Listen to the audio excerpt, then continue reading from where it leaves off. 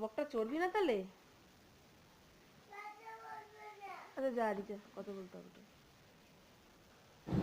এইটুখানি মেয়ে, তাকে এই জ্যাকেটটা পরানো হয়েছে বলে সে তার মাকে বলছে কথা বলবো না।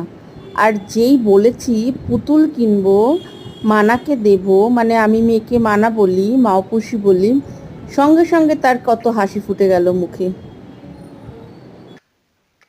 মাউপুসির জন্য বড় পুতুল কিনবো, মানাকে দেব।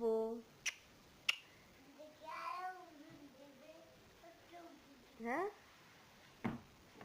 কি আছে? কি দেবো? কি দেবো? না না, কি দেবো? না না, পুতুলটা কাকে দেবো সেটা বল। হ্যাঁ, সন্টেকে।